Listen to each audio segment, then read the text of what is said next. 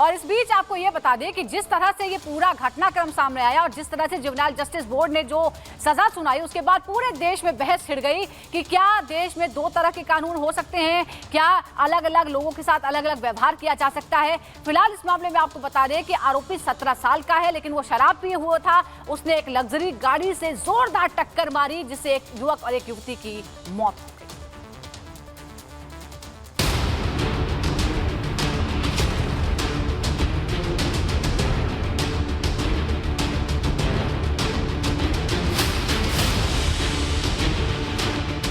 देश के दो होनहार इंजीनियरों की जिंदगी को एक शराबी रईसजादे ने अपने करोड़ों की कार से रौंद डाला। लेकिन अनीश और अश्विन का कातिल सिर्फ वो नाबालिग रईसजादा नहीं, इन दोनों का कातिल वो पिता है जिसने अपने नाबालिग बिगड़ेल बेटे को कार थमा दी।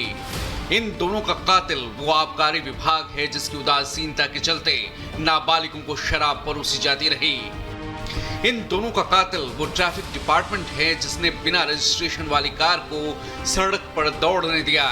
और इन दोनों का कातिल वो पूरा सिस्टम है जो एक बिगड़ैल शराबी को जुवेनाइल वाले चश्मे से देख रहा है। आम आदमी की जिंदगी दौलत के नशे के आगे किस कदर बौनी बन जाती है, इसका उदाहरण है पुणे का पोर्श कांड। इस कांड का मुख्य आरोपी जुवेनाइल सेंटर में है, वहीं उसका पिता विशाल अग्रवाल खुद भी पुलिस हिरासत में है। पुलिस की गिरफ्त में होने के बावजूद विशाल अपने बिगड़ैल बेटे को बचाने की हर मुमकिन कोशिश कर रहा है। विशाल ने अपने बयान में दावा किया था कि उस रात उसका कार उसका बेटा नहीं बल्कि ड्राइवर चला रहा था, जिसके बाद पुलिस ने जांच का दायरा आगे बढ़ाते हुए ड्राइवर से पूछताछ शुरू की। पूछताछ के बाद क्राइम ब्रांच ने बताया कि उस रात कार में कुल 5 लोग सवार थे। ड्राइवर के मुताबिक ड्राइविंग सीट पर नाबालिग आरोपी था, जबकि ड्राइवर बगल वाली सीट पर बैठा था।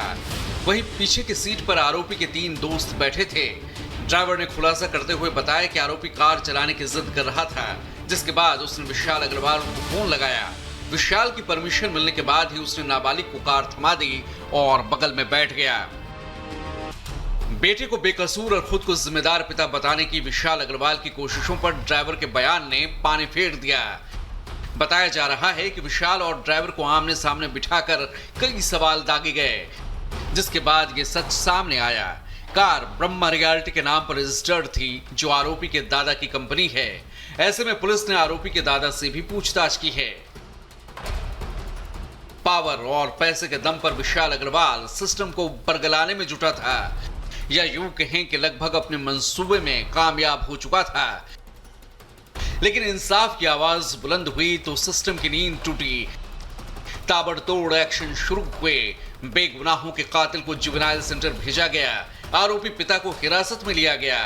पार मालिक की गिरफ्तारी हुई। लेकिन इन सब के बीच कई सवाल हैं जिनका जवाब अब तक नहीं मिले हैं। सवाल ये कि आखिर उन दोषियों का क्या, जिन्होंने केस को शुरू से ही कमजोर करने में कोई कमी नहीं छोड़ी।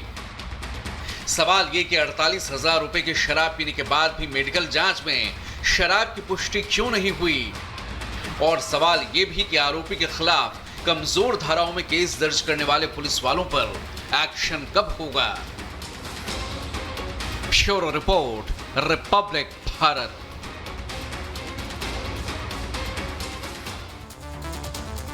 और इस बीच एक बड़ी खबर आपको बता दें, और बड़ी खबर हरियाणा के अंबाला से, जहां पर एक दर्दनाक हादसा हुआ है और इस हादसे में 7 लोगों की मौत की खबर आ रही है, जबकि 20 लोग जख्मी हुए हैं। बस हादसे का शिकार हो गई। ये बड़ी खबर आपको बता दें हरियाणा के अंबाला से, जहां पर हुआ है सड़क हादसा। सड़क हादसे में 7 लोगों की मौत की खबर आ रही है। 20 लोग इस हादसे में जख्मी हुए हैं। सड़क हादसे में 7 लोगों की मौत, 20 लोग जख्मी। और आपको यह भी बता दें कि दरअसल बस हादसे का शिकार हो गई। अंबाला दिल्ली जम्मू एनएच पर हुआ है यह दर्दनाक हादसा। हरियाणा के अंबाला में, अंबाला दिल्ली जम्मू एनएच पर बस हादसे का शिकार हो गई, जिसमें बताया जा रहा है कि 7 लोगों की मौत हो गई है, 20 लोग जख्मी हुए हैं। हालांकि हादसा किस वजह से हुआ यह अभी तक साफ नहीं हो सका है, लेकिन जानकारी है कि जो लोग घायल हुए हैं उनको अस्पताल पहुंचाया गया है। तो हरियाणा के अंबाला में दर्दनाक हादसा, 7 लोगों की मौत, 20 लोग जख्मी।